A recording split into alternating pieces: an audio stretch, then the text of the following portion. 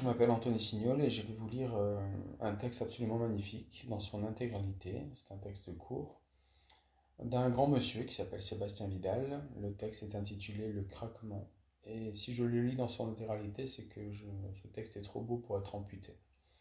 Je vais tenter de vous le lire également jusqu'à la fin sans pleurer. En général, j'y arrive pas trop.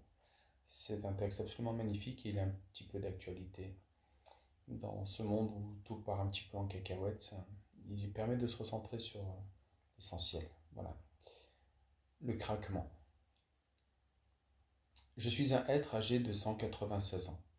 Je n'ai pas de prénom. Chez nous, les arbres, cet artifice est inutile. Nous nous reconnaissons d'une autre manière. Je tiens à vous raconter mon histoire, parce que je vous ai côtoyé si longtemps. Je vous ai vu évoluer. J'ai pu bien vous observer. Je veux vous raconter ma vie, parce que je sais que je vais mourir demain. Oh, pourtant, je ne suis pas vieux. Mon âge pour un être est plutôt considéré comme la plénitude. J'avais encore de très belles années, mais tout est parti de travers, d'un seul coup. J'en ai vu des choses du haut de mon talus. Enfin, quand je dis mon talus, c'est plutôt le talus sur lequel le hasard facétieux et le vent magicien m'ont déposé un très lointain jour de pluie. Avez-vous la moindre idée du nombre de miracles qui sont nécessaires pour qu'une faine de hêtre donne un jour naissance à un bout de racine, puis un semblant de tige fragile, puis un arbrisseau, et enfin un arbuste? C'est inconcevable et pour vous, humains, mathématiquement impossible. Mais la nature se fout bien des chiffres et elle déjoue chaque jour quantité de statistiques et prévisions. Parce que la nature trouve toujours son chemin. Votre présence sur cette planète équivaut à un battement de cils à l'échelle de son existence. C'est sans doute pour cela que vous ne l'avez pas encore intégré. La nature trouve toujours son chemin. Donc, je vous disais, il y a presque 2 siècles de cela, le vent m'a porté sur son dos souple et évanescent. Il m'a fait voler comme un oiseau. Ce fut la première et dernière fois de ma vie. Puis j'ai atterri sur ce talus moelleux et riche en nutriments. À l'époque, il était hérissé de fougères indisciplinées et d'autres herbes vertes et blanches qui se courbaient avec humilité sous la brise qui surgissait du sud. À quelques encablures, tout au plus une dizaine de mètres, se trouvait ma mère qui m'avait lâché dans la nature avec des milliers d'autres frangines et frangins. Je dois bien reconnaître qu'à ce moment précis, je n'en menais pas large. D'une manière immanente, je connaissais les chances de survie de chacune et chacun de nous. En gros, quasiment aucune. Moins d'une graine sur 1000 aurait le bonheur de devenir un être. Vous vous rendez compte? Moins d'une sur 1000. Et parmi ces chanceuses incroyables, seulement 1 sur 3 parviendrait à l'âge adulte. Je suis resté là, au milieu des herbes qui bourrissaient et des fougères indifférentes, attendant un autre miracle, un événement qui permettrait de franchir une autre porte, un autre niveau. Un coup de pouce qui me donnerait un factice espoir d'être encore en lice pour devenir cette fameuse gagnante de la course à la vie. Peu de temps après mon atterrissage sur le sol, après une brève succession de jours et de nuits, le vent, encore lui, a déposé une feuille de châtaignier sur ma carapace. Encore aujourd'hui, il m'arrive de me demander d'où provenait cette feuille dentelée qui avait changé ma vie alors qu'elle n'avait pas encore vraiment commencé. À la ronde, il n'y avait pas le moindre châtaignier. Quand je vous dis les miracles. Cette feuille, c'est sans doute un détail pour vous, mais pour moi, ça veut dire beaucoup. Pour nombre d'entre vous, c'est juste une belle feuille que certains trouvent jolie. Rien de plus, rien de moins. Au mieux, l'emblème d'un département et d'une région aujourd'hui avalée par une autre. En revanche, pour moi, elle représente beaucoup. Cette feuille m'a sauvé la vie. En me tombant dessus, elle me cacha de la vue des oiseaux, des pigeons qui raffolent des faines, mais aussi d'autres animaux qui se régalent de notre goût à nous, les faines, comme les mulots, les campagnols. Quelque temps plus tard, dans l'obscurité précaire dans laquelle je me trouvais, je perçus des vibrations. Cela venait du sol, d'une direction bien précise, et cela s'approchait. Il ne fallut pas beaucoup de temps à l'animal, car c'en était un, pour arriver jusqu'à ce talus qui m'abritait. Cette bête, un cerf je suppose, bondit sur le talus et posa un de ses sabots en plein sur moi. Ainsi je me retrouvai enterré de plusieurs centimètres dans la terre, avec cette pauvre feuille chiffonnée au-dessus de ma tête, tel un bouchon obturant un goulot. Au grand jeu de la chance, j'avais tiré le bon numéro. C'était désormais à moi de jouer, germer, m'agripper, proliférer, et pointer une tête timide hors du sol dans quelques mois pour développer mes 2 premières feuilles tendres. Mais je n'avais pas réalisé le plus dur. Chez nous, les arbres, le plus dur n'est pas un moment particulier de notre vie. Ce n'est pas une épreuve caractéristique. Le plus dur, C'est le défi quotidien d'être là et d'avancer ses atouts à la vitesse de quelques millimètres par jour, quand tout va pour le mieux. Peu à peu, j'ai pointé le bout de mon nez, comme vous dites si bien vous les humains. D'abord une petite tige pas très droite avec 2 feuilles. 2 trésors à la merci d'une biche qui aurait un petit creux.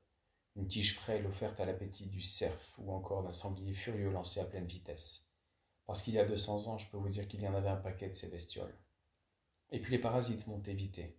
Les insectes xylophages, les champignons intrusifs. Les rares qui ont tenté leur chance, j'ai pu les repousser grâce à mes substances chimiques que je peux produire pour me défendre. J'ai été épargné par les maladies aussi. Ce doit être ce que vous appelez passer entre les gouttes. Proche de moi, il y avait un chêne pédonculé, immense, enfin de mon point de vue de nain. L'été, il m'offrait son ombre chaleureuse, empêchait le talus de se dessécher et maintenait la terre en place. Quand il pleuvait trop, il absorbait le surplus. Grâce à lui, j'ai pu grandir et croître à un assez bon rythme. Nous étions tellement bien sur ce talus avec le vent du sud pour nous câliner et cette vue grandiose sur la Corrèze. Nous en avons vu des choses, des étoiles filantes traçant des lignes fugaces dans la nuit d'encre, des orages furibonds qui éclairaient le ciel immense, des éclipses lentes du soleil et même de la lune. Cette comète que vous ne voyez qu'une fois dans votre vie si vous avez de la chance, je l'ai vue 3 fois. C'est toujours magique, et ces quantités d'aubes et de crépuscules, et la caresse du vent dans mes branches. J'imagine que c'est un peu comme vous quand il ébouriffe vos cheveux. Aucun arbre vieillissant ne s'est affalé sur moi un jour de tempête. La foudre m'a toujours boudé, et le feu, la terreur des forêts, n'a jamais galopé de notre côté. Vous voyez, quand on est immobile, il en faut de la chance pour rester en vie. Puis un jour, j'étais encore un être juvénile, malgré mes 70 ans de vie. Vous, les humains, vous avez taillé à travers la forêt pour tracer une route. Il fallait voir ça, des centaines d'hommes, le fracas de mes frères êtres qui tombaient sous les dents dures des scies et des haches, les pioches qui mordaient le sol, les cris, la sueur, les morts. Le miracle, encore une fois, un ingénieur avait dessiné le chemin à suivre et il passait à 6 mètres du talus sur lequel j'étais profondément enraciné. J'allais donc en réchapper et mon ami le chêne aussi.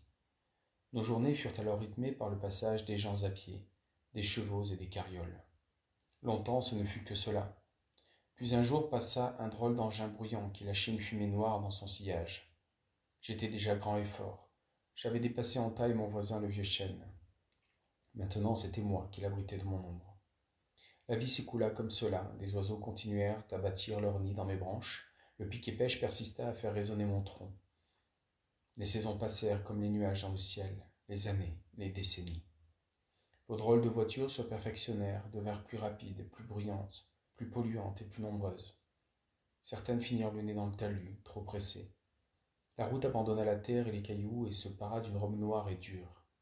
Dans le ciel, de drôles d'oiseaux blancs dessinaient des lignes, blanches elles aussi, et parfois cela faisait des quadrillages qui se diluaient doucement en gonflant dans les airs.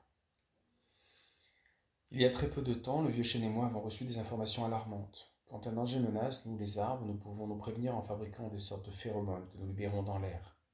Ainsi, le vent les transporte et les autres arbres autour de nous sont avertis. Bon, je reconnais que ce système est aléatoire, mais il fonctionne bien, notamment pour se prévenir des attaques de parasites. Avec ce moyen, les copains ont le temps de produire ce qu'il faut comme substance chimique pour rendre leurs feuilles immangeables. Du coup, les insectes vont voir ailleurs. Mais si nous désirons être plus précis dans nos messages, nous utilisons le sol et les racines. Nos informations transitent par ce biais. Pour améliorer le processus, nous recevons le renfort de certains champignons qui font passer l'alerte par leur réseau filamenteux. C'est par eux que la nouvelle est arrivée. C'est comme cela que nous l'avons appris, cette terrible chose. Plus loin, sur le bord de la route, des humains coupaient tous les arbres, même ceux qui se trouvaient éloignés de la bordure de la chaussée. Il paraît que c'est une action de prévention pour protéger la route. Nous n'y avons rien compris. Depuis si longtemps, nous pensions que c'était nous qui la protégions. Apparemment, les règles avaient changé.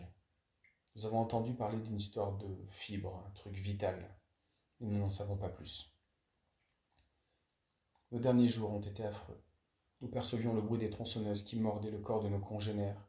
Nous entendions les craquements des troncs qui flanchaient. Et ce dernier cri lâché par ceux qui tombaient, un son que vous ne pouvez pas ressentir car il n'est pas audible par vous les humains. Sinon vous ne couperiez pas d'arbres, je vous le jure. Les trépidations, les déprédations se rapprochaient. Nous le ressentions dans nos racines, la mort avançait. Mon ami le chêne et moi étions très stressés, ça altérait notre bourgeonnement. Nous avions si peur. Nous ne pouvions y croire totalement, mais nous voyions bien que la lumière était désormais plus forte là-bas, dans le virage, d'où venaient les horribles sons. Puis ils se sont rapprochés, et ils furent bientôt là. Quel vacarme, ces bruits de moteurs enragés, ces dents d'acier qui découpent, c'est un véritable cauchemar. Vous pourriez rester à attendre la mort, vous? Vous pourriez l'endurer autour de vous sans pouvoir rien faire, en sachant que votre tour est pour bientôt. Il y a de quoi devenir fou. Hier matin, ils sont arrivés près de nous, les camions, les hommes, les machines. Le cri strident des tronçonneuses, la complainte silencieuse des arbres. Mon ami le chêne est tombé en toute fin de journée. Il n'aura même pas vu un dernier coucher de soleil. J'ai été avec lui jusqu'au bout. On peut considérer que je lui ai tenu la main, sous terre. Nos racines sont liées, même si ce n'est pas courant entre un chêne et un hêtre. Il était terrorisé, et quand la lame a planté ses crocs acérés dans son écorce, il a frissonné et s'est crispé. Il m'a dit juste avant de tomber qu'il avait été heureux d'être avec moi, que nous avions eu du bon temps, qu'il espérait que 2 ou 3 glands à lui trouvent leur chemin. J'ai pleuré. Je pense que vous ignoriez que les arbres pouvaient pleurer. Il y a tant de choses que vous ne savez pas sur nous, la plupart des choses d'ailleurs. Pourtant, vous êtes aussi la nature. Je vais passer ma dernière nuit, je le sais, et je vais la passer avec ce terrifiant son en mémoire, celui du craquement ultime de mon ami. Quand il a touché le sol, tout a tremblé, et la vibration est remontée jusqu'au sommet de ma plus haute brindille. Il me manque déjà. À son emplacement, je ressens un immense vide, comme un déséquilibre. Je me demande où son esprit est passé. Sur ce talus, je suis un condamné, un arbre parmi les arbres, mais un arbre en sursis. J'ai eu un peu plus de chance que mon ami le chêne.